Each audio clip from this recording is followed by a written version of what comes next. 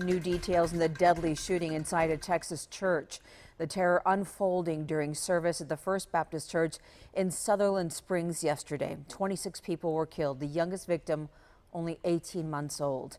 Investigators believe the motive for the shooting is domestic. The gunman's mother-in-law often attended that church, and investigators say he had sent her threatening text messages. Channel 5's Leslie Aguilar is live in Sutherland Springs right now with the very latest details. Leslie.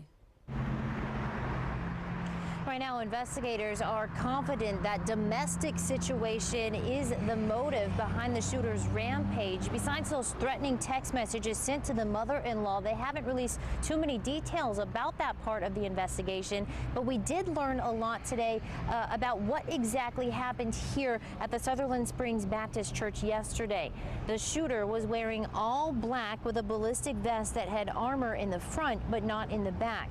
He moved freely inside the church, shooting, then walked outside and exchanged gunfire with a neighbor who lived across the street. DPS today calling that neighbor a Texas hero. He shot the gunman with an AR rifle, making the shooter drop his own weapon and flee in his vehicle. That neighbor then flagged down a man from Seguin who was passing through the area. He jumped into the stranger's truck and the two chased the gunman down. With all active shooter situations, the number one goal of law enforcement is to neutralize the shooter.